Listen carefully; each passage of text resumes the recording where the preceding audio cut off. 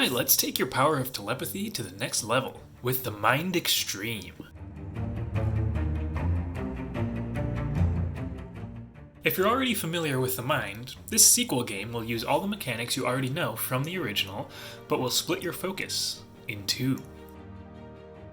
And if you're not familiar with the Mind, that's fine. The Mind Extreme is a great standalone game, and I'll go through every element of your first game during this video. So let's get started. This play-along tutorial is designed to guide you through your entire first game as you play it, so feel free to grab your copy and play along. First, let's open up the box and grab your game cards. You should have 100 number cards in 2 sets, each numbered 1 through 50, 12 level cards, 5 life cards, and 3 throwing star cards. There will be moments throughout this tutorial where I suggest that you pause the video while you get caught up. Let's pause now while you get your cards sorted and ready.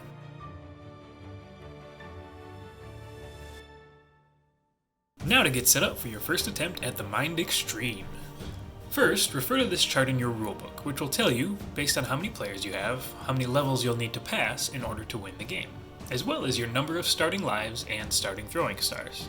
Stack the levels listed there in order and in the center of the play area within everyone's reach. Level 1 should be on top of the stack and the highest level card at the bottom. Any remaining level cards can go back in the box. Then set the listed number of starting lives off to the side of your play area along with 1 throwing star. Store the remaining lives and stars out of play but accessible. I like to keep them in the box like so.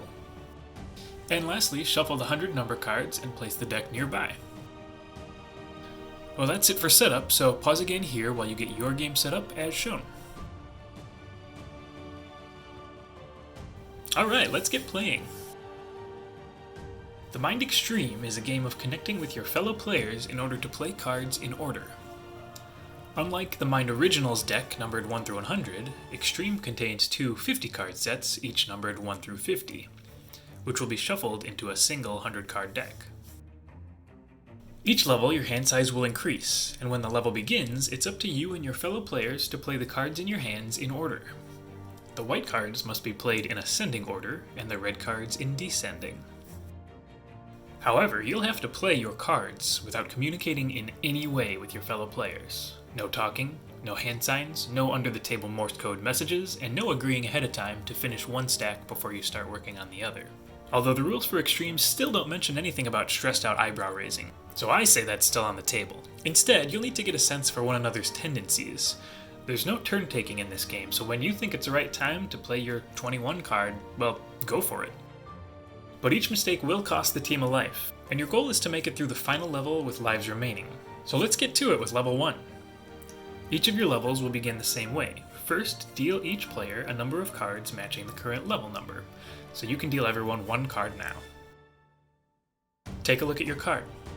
It will be either white or red, and it is secret information until you decide to play it. In a moment, you'll place your hands in the center of the table, take a deep breath, and remove your hands simultaneously. This is how the level begins. When that time comes, it is up to you to decide when is the right time to play your cards. Remember, white cards must be played lowest to highest on the left side of the level card, and red cards highest to lowest on the right side of the level. If you're holding the white 4, you should have a pretty easy call to make, whereas the red 4 will make you wait, sweat a bit, and hope your team is on the same page as you. Again, there are no turns, so when you want to play a card, you can just do so. And as long as cards are being successfully played in order, play can continue until the level ends. However, if you see that someone has played a card that means 1 or more of your cards will be out of order, you must immediately reveal those cards and set them aside out of play. For each out-of-order card, your team also immediately loses 1 of its lives, and if you lose your last life, the game ends, and you must restart at level 1. When everyone's hand is empty, the level is complete. So with that in mind, let's try level 1 now. Pause the video, then it's hands in the center of the table, and you're off. Level 1 complete, great work! Don't worry if you lost 1 or more lives on level 1. The numbers are so spread out that level 1 can often be way harder than it seems, plus you'll eventually have chances to win some of those lives back. Let's get set up for level 2. Return the level 1 card to the box, revealing the level 2 card underneath it. Reshuffle the entire deck of number cards, including those that were played in level 1 and any that might have been set aside for being out of order. Then deal 2 cards to each player. You may now have 2 cards of the same color, or one of each color. Now, as your hand starts to grow, the levels can get a lot more hectic and distracting while you're trying to read your fellow players' minds and perfectly time your next card. So anytime you feel you need to refocus on the task at hand, you can place a hand in the center of the table, just like you do at the beginning of each level. This signals your fellow players to do the same, so that you can all refocus and continue the level from where you left off. I recommend treating each refocus as if the top card in the pile was just played, so that everyone has some reference for when to start playing their remaining cards. So with that in mind, you should play level 2 now. Pause here, hands in, focus, and you're good to go.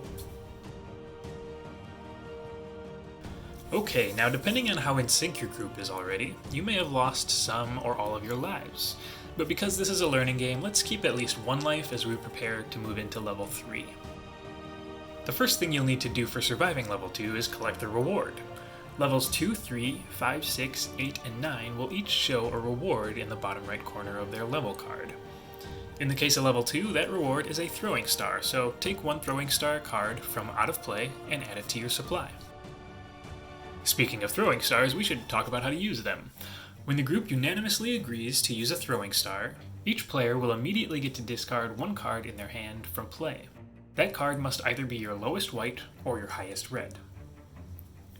At any time during a level, you can signal to your group that you would like to use a throwing star by raising your hand. If all other players also raise their hands, then a throwing star is used immediately. Discard one of your throwing stars back to the box, then each player discards a card out of play. Refocus, and you're good to carry on with your level.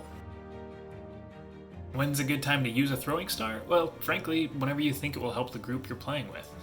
There are different strategies to this that are fun to discover by trial and error, but the one thing I will say is that in my play group, we often try to use them when most or all of our players have at least 1 card left in our hands, so that we'll get more effect from using the star. And don't be afraid to use them. You can't acquire more lives or throwing stars than there are cards available for them. So if you're maxed out with 3 throwing stars and there's 1 coming up as a reward, it's a great time to raise those hands. Remove the level 2 card to reveal level 3. Shuffle your number cards, including those played, and in the future, any that were discarded by throwing star. Then deal each player 3 cards. There is one last extreme rule that comes into effect in level 3, and that is that your white cards will need to be played blind, or face down, for this entire level. This is signified by the handprint on the left side of your level card. At the end of the level, before collecting any rewards, check your white cards and lose life for any out-of-order cards. From here forward, anytime you see that handprint symbol, that color card must be played blind this round. Pause here and you're ready to focus and proceed with level 3.